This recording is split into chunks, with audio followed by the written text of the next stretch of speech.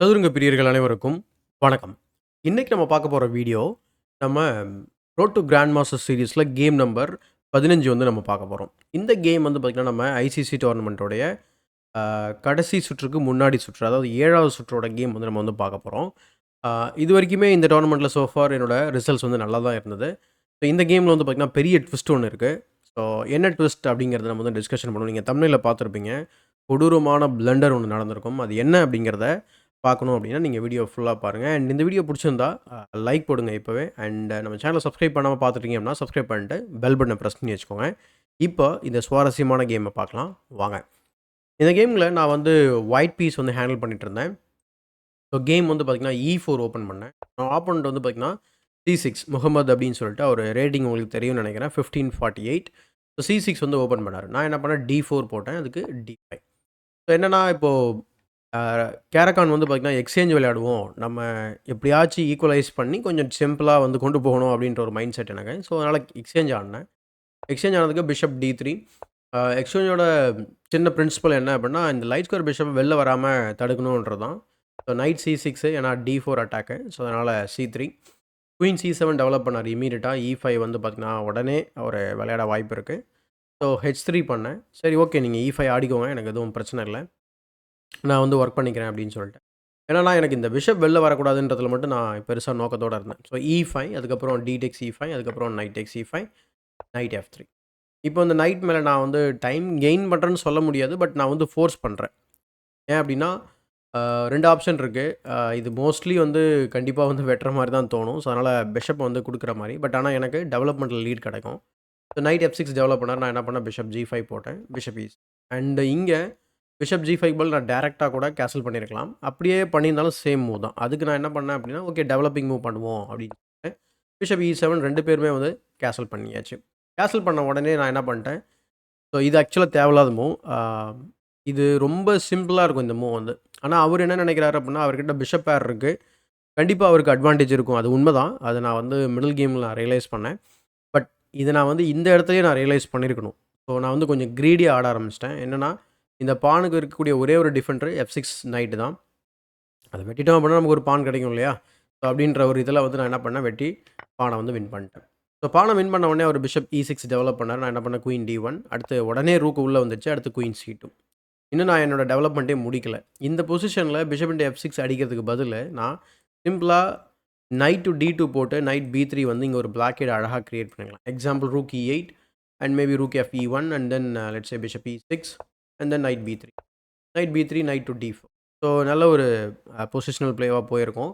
But நான் என்ன பண்ணிட்டேன் அப்படின்னா, கிரீடியா நான் சொன்ன மாரி இந்த மாரி வெட்டிட்டேன். So bishop E6, queen D1, rook E8 sorry D8 and then queen C2. Queen F4 போட்டாரு. அதுக்கப்புறம் குயின் ட்ரேட் பண்ணிடலாமா அப்படின்னு கேட்டேன். கண்டிப்பா அவர் இந்த நிலைமையில வந்து அவர் குயின் ட்ரேட் பண்ண முடியாது. சப்போஸ் பண்ணாரு அப்படின்னா, என்னோட ரூக் வந்து கொஞ்சம் மிஸ்பிளேஸ் ஆகும். பட் அது பிரச்சனை கிடையாது. ஏன்னா நம்மகிட்ட ஒரு பான் எக்ஸ்ட்ரா இருக்கு. அடுத்து நெக்ஸ்ட் மூவ்லயே நம்ம நைட் வந்து நம்ம டெவலப் பண்ண போறோம். ஸோ அதனால எந்த பிரச்சனையுமே கிடையாது. ஸோ அதனால அவர் குயின் ட்ரேட் அவாய்ட் பண்ணிட்டு குயின் C7 போட்டாரு. நான் என்ன பண்ணேன், நைட் A3 போட்டு டெவலப் பண்ணேன். நைட் D2 வந்து கம்ப்யூட்டரோட பார்வையில ரொம்ப ஸ்ட்ராங்கான மூவா தெரியுது. பட் நான் என்ன பண்ணேன், நைட்ட வந்து நம்ம A3 போட்டு C2 வந்து இங்க சென்டருக்கு போவோம். அப்ப ஏதாவது ஒரு பிஷப் வந்து நம்ம வந்து நல்லிஃபை பண்ண முடியும் அப்படின்றது தான் என்னோட ஐடியா. ஸோ A6 போட்டாரு. ஏன்னா நைட் இங்க B5 வரக்கூடாதுன்றது. ஏன்னா இந்த மூவ் வந்துட்டு வர்றது நமக்கு டைம் வேஸ்ட் ஆகும். ஆனா இங்க போம்போது எனக்கு ஒரு மூவ் ஃப்ரீயாவே கிடைக்கும். குயின் அட்டாக் பண்றதுனால. So night C2, rook F8 போட்டாரு. அதுக்கப்புறம் நைட் CD4. நைட் நான் சென்ட்ரலைஸ் பண்ணேன். பிஷப் C4 போட்டு ரூக் அட்டாக் பண்ணேன். நான் ரூக் E1 போட்டு ரூக் ட்ரேட் இன்வைட் பண்ணேன். பட் அவர் என்ன பண்ணாரு அப்படின்னா B2. ஏன்னா இங்க டேக் பண்ணும்போது நான் வந்து குயினால டேக் பண்ணேன் அப்படின்னா, குயின் டேக்ஸ் B2 விளையாட பார்க்குறாரு. ஸோ அதனால நான் என்ன பண்ணேன், குயின் D2 போட்டுட்டேன். இந்த பின் ஒண்ணும் பெரிய இஷ்யூ கிடையாது நமக்கு. ட்ரேட் பண்ண உடனே ரூக் இன்டு E1 அதுக்கப்புறம் பிஷப் டேக்ஸ் A2. ஸோ ஒரு பான் அந்த பான் வந்து போயிடுச்சு. ஆக்சுவலா இந்த பான வந்து அவர் வெட்ட முடியாது. ஆ ஐ திங்க் எவால்யூஷன் பார் ஆன்ல தான் இருக்கு. உங்களுக்கே தெரியும். இது வந்து ஆக்சுவலா பிளண்டர். பட் இந்த பொசிஷன்ல நீங்க வந்து ஒயிட் பீஸ் ஹேண்டில் பண்ணீங்க அப்படின்னா, என்ன விளையாடுவீங்க அப்படிங்கிறத கமெண்ட் செக்ஷன்ல பதிவு பண்ணுங்க. அண்ட் நான் வந்து இங்க எதிர்பார்த்த மூவ் நான் வந்து விளையாடல. ரொம்ப கேவலமா வந்து ஆடியிருப்பேன். நான் சொன்ன மாரி ரொம்ப கொடூரமான பிளண்டர்லாம் நடக்கும். ஸோ அதில ஒரு ஃபர்ஸ்ட் பிளண்டர் வந்து இது. Queen E3. குயின் E3 ரொம்ப சிம்பிளான த்ரெட். நீங்க பார்த்தாலே தெரியும் உங்களுக்கு. ஜஸ்ட் பேக் ரேங்க் மேட் பண்ண பார்க்குறேன். அதனால அவர் என்ன பண்ணிட்டாரு, அப்படியே அந்த பீஸ வந்து திரும்ப இங்க கொண்டு வந்துட்டார். ஸோ என்ன பண்ணேன், night into E6, queen into E3, rook into E3, F into E6, அதுக்கப்புறம் திரும்ப ஒரு பான் கிடைக்கும் அப்படின்னு யோசித்தேன். ஆனால் இந்த பொசிஷனில் ரொம்ப சிம்பிளான வின்னிங் மூவ் என்ன அப்படின்னா பான் to B3. So porn B3 வச்சுருந்தோம் அப்படின்னா பிஷப் ட்ராப்பு. பிஷப் ட்ராப் ஆனது மட்டும் இல்லாமல் நம்ம இமீடியட்டாக குயினால் அட்டாக்கும் பண்ணுறோம். அதை இமீடியட்டாக சேவும் பண்ண முடியாது. எக்ஸாம்பிளுக்கு நீங்கள் குயினை வச்சு நீங்கள் காட் பண்ணீங்க அப்படின்னா தென் இன்னும் பெரிய ப்ராப்ளம். ஏன்னா ரூக் A1 இருக்குது. இன்னும் இப்போ பிஷப் வந்து பார்த்தீங்கன்னா இப்போ டபுள் அட்டாக் ப்ளஸ் ஸ்பின்லேயும் மாட்டிக்கிச்சு. ஸோ இதனால் வேறு வழி இல்லாமல் ஏதோ ஒரு மூவ் பண்ணதுக்கப்புறம் நம்ம என்ன பண்ண முடியும் அப்படின்னா சிம்பிளாக இந்த மாதிரி நம்ம கேப்சர் பண்ணோம். ஸோ வந்து பீஸ் வந்து ட்ராப் ஆகிடும். பட் கேமில் நான் என்ன பண்ணிட்டேன் அப்படின்னா இந்த டாக்டிக்ஸ் வந்து சரியாக ஹேண்டில் பண்ணாமல் குயின் E3 போட்டு ஷார்ட்கட் இமீடியட்டாக செக்மேட் பண்ணுவோம் அப்படின்னு நினச்சேன். ஸோ பிஷப் E6 போட்டார். நைட் டேக்ஸ் இது நம்ம பார்த்துருந்தோம். ஸோ இந்த மாதிரி ட்ரேட் நடந்ததுக்கப்புறம் திரும்ப ஒரு பான் கிடச்சிச்சு. பட் செக் கொடுத்துட்டு பிளாக் பண்ணேன். ஏன்னா திரும்ப நான் ஒரு பான் அப்பில் இருக்கேன். எனக்கு ஓகே நம்ம வந்து ட்ரேட் பண்ணால் நமக்கு கொஞ்சம் பெட்டர் சான்சஸ் இருக்கும் அப்படின்னு நான் நினச்சேன். ஏன்னா சிம்பிள் ஜஸ்ட் வந்து பார்த்திங்கன்னா கிங்கை வந்து கொண்டு வந்து லைட் ஸ்கொயரில் ஃபிக்ஸ் பண்ணிவிட்டு பானை கொஞ்சமாக அப்படியே லைட் ஸ்கொயரில் மாற்றிக்கிட்டோம் அப்படின்னா நைட்டை வச்சு இந்த பானை டார்கெட் பண்ணலாம். அந்த பான் லைட் ஸ்கொயரில் இருந்தாலும் டார்க் ஸ்கொயரில் இருந்தாலும் நம்ம நைட்டால் வந்து அட்டாக் பண்ண முடியுன்றது தான் ஐடியா. ஸோ ரூக் D5 போட்டார். நான் என்ன பண்ணேன், ரூக் E4 போட்டேன். ரொம்ப ஆக்டிவாகவே நான் ட்ரை பண்ணிகிட்டு இருந்தேன். அவர் A5 விளையாடினார். நான் என்ன பண்ணேன் அப்படின்னா ரூக்கை E6 போட்டேன். ஐடியா என்ன அப்படின்னா ஜஸ்ட் ரூக் B6 போயிட்டு இந்த பானையும் காட் பண்ணலாம், நம்ம இந்த பானையை அட்டாக் பண்ணலான்ட்டு. பட் இங்கே தான் நான் வந்து மிஸ்கால்குலேஷன் பண்ணுறேன். என்னன்னா ரூக் D1 செக் கொடுத்தாரு. கிங் வந்து பார்த்திங்கன்னா H2 போயிடுச்சு. இந்த பொசிஷனில் நான் வந்து திரும்பவும் வந்து பார்த்திங்கன்னா இந்த இடத்துல செக் கொடுக்கும்போது ரூக் E1 வச்சு பிளாக் பண்ணியிருக்கலாம். சப்போஸ் அவர் ரிப்பீட் பண்ணார்னா அதேமாதிரி ரிப்பீட் பண்ணி கேமை ட்ரா கூட பண்ணியிருந்துருக்கலாம். பட் நான் கிங் H2 போனோடனே ரூக் B1 போட்டார். இதில் என்ன பிரச்சனை இருக்குன்னு சொல்லிட்டு நான் மட்டும் போயிட்டு ரூக் B6 வச்சேன். அண்ட் இங்கே சின்ன டாக்டிஸ் திரும்ப பிஷப் இன்டு C3. இப்போ நான் கேப்சர் பண்ணேன் அப்படின்னா நமக்கு ரூக் ட்ராப் ஆகிடும். Obviously this thing. ஸோ அதனால் வேறு வழி இல்லாமல் நான் என்ன பண்ணேன், ரூக் இன்டு B7. அந்த ஒரு பான் அட்வான்டேஜ் வந்து போயிடுச்சு. ஃபைனலாக அவர் என்ன பண்ணிட்டார் அப்படின்னா ரூக் இன்டு B2 அடிச்சிட்டார். அண்ட் இந்த பொசிஷனில் ரொம்ப ரொம்ப கேவலமான பிளண்டர். இது வந்து நான் இது மாதிரி கிளாசிக்கல் கேமில் நிறைய நடந்திருக்கு. பட் இது வந்து பார்த்திங்கன்னா அந்த டோர்னமெண்ட்டில் ஒரு நல்லா போயிட்டு இருந்த ஒரு பர்ஃபார்மன்ஸ்க்கு ஒரு பெரிய ஒரு இது மாதிரி வந்து வந்துடுச்சு. ஸோ இந்த இடத்துல சிம்பிள் மூவ் வந்து பார்த்திங்கன்னா ரூக் A7. அவர் வேணும்னா இந்த பானை வெட்ட முடியும். அதுக்கப்புறம் கிங் G3 அண்ட் இது கஷ்டப்பட்டு நான் ட்ரா பண்ணணும் ஆக்சுவலாக. ஏன்னா அவர்கிட்ட இந்த பாஸ்பான் இருக்குது ப்ளஸ் குயினிங் ஸ்கொயர் வேறு டார்க் ஸ்கொயரு. ஸோ மேபி நான் சொன்ன மாதிரி கொஞ்சம் கஷ்டப்பட்டு தான் ட்ரா பண்ணுற மாதிரி இருக்கும். So rook E2 and then knight to G5ன்னு சொல்லி லைட் ஸ்கொயர் வழியாக எங்கேயாவது உள்ளே வர ட்ரை பண்ணலாம். ஸோ நைட் G5 வந்து simple threat, mating threat. So rook E8 and then king F3ன்னு சொல்லி நம்ம இங்கே இப்போ ஆக்டிவேட் பண்ணலாம் லைட் ஸ்கொயர் வழியாக. அண்ட் 2 பீஸையும் கோஆர்டினேட் பண்ணி இந்த பானை வந்து கேப்சர் பண்ண ட்ரை பண்ணணும். ஸோ இப்படி வந்து பண்ணுறதுக்கு பதில் நான் என்ன பண்ணிட்டேன் அப்படின்னா யோசிக்கவே இல்லை. உண்மையை சொல்லப்போனால் அப்படி தான். ஸோ நான் வந்து பெருசாக கன்சிடரே பண்ணலை. இந்த பான் இங்கே இருக்குது, நம்ம வந்து 3 to 4 மூவ்ஸில் வந்து குயின் ஆகிடும் அப்படிங்கிற எண்ணம் சுத்தமாகவே இல்லை. அவ்வளோ பெரிய என்ன சொல்கிறது, ஒரு ஒரு பிளைண்ட் ஸ்பாட்டாக என்னன்னு தெரில. நான் வச்ச உடனே என்ன பண்ணிட்டேன், ஆக்சுவலாக கேப்சர் பண்ணிட்டேன். கேப்சர் பண்ணதுக்கப்புறம் தான் ரியலைஸ் பண்ணுறேன். After rook takes B2, bishop takes B2 and then I realised okay இந்த பானை வந்து தடுக்கவே முடியாது போல இருக்குது அப்படின்னு சொல்லிட்டு then I realised okay this is last.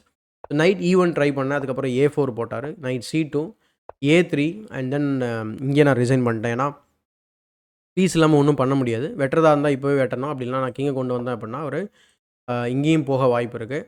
So அப்படி போனார் அப்படின்னா நம்ம ஒன்றும் செய்ய முடியாது. ஜஸ்ட் கிங்கை கொண்டு வரலாம், அதுக்கப்புறம் ப்ரொமோட் பண்ணிவிடுவார். ஸோ ப்ரொமோட் பண்ணார் அப்படின்னா வெட்ட தான் செய்யணும். And then 2 pawns and bishop versus 3 பான் ரொம்ப கஷ்டம். ஸோ அதனால் நான் வந்து ப்ரீவியஸ் ஒரு ஃபியூ மூவ்ஸ்க்கு முன்னாடியே வந்து நான் என்ன பண்ணிட்டேன், ரிசைன் பண்ணிட்டேன். அதாவது நான் காமிச்சதுலேயே வந்து பார்த்திங்கன்னா ஒர்ஸ்ட் கேம் இது தான் அப்படிங்கிற மாதிரி நமக்கு தோணும். ரொம்ப சிம்பிளான கேம். அண்ட் இதில் பண்ண மிஸ்டேக் என்னென்ன அப்படின்னு நம்ம வந்து சம்மரைஸ் பண்ணுவோம். என்ன அப்படின்னா முக்கியமான விஷயம், ரொம்ப க்ரீடியாக ஓப்பனிங்கில் வந்து நான் விளையாடினது ஒரு பானுக்காக.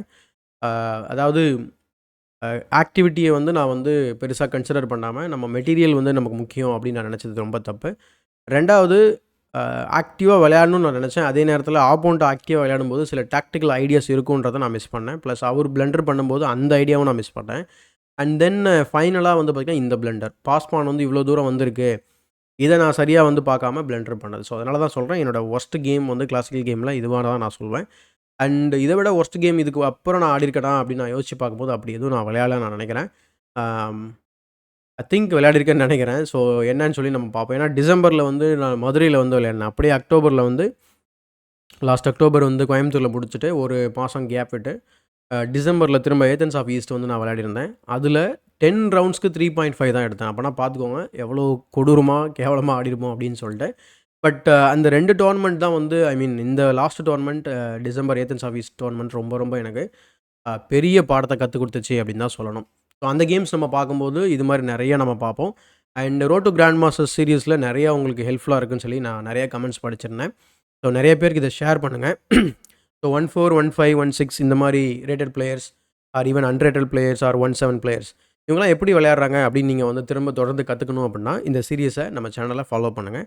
அண்ட் இந்த வீடியோ பிடிச்சிருந்தா லைக் பண்ணுங்கள், மறக்காமல் மற்றவங்களுக்கு ஷேர் பண்ணுங்கள். இன்னும் நம்ம சேனலை சப்ஸ்கிரைப் பண்ணல அப்படின்னா சப்ஸ்கிரைப் பண்ணிட்டு பெல் பட்டனை ப்ரெஸ் பண்ணி வச்சுக்கோங்க. இதே போல் ஒரு பயனுள்ள வீடியோவுடன் உங்களை சந்திக்கும் வரை உங்களிடம் விடைபெறுவது உங்கள் சதுரங்க சாணக்கியன்.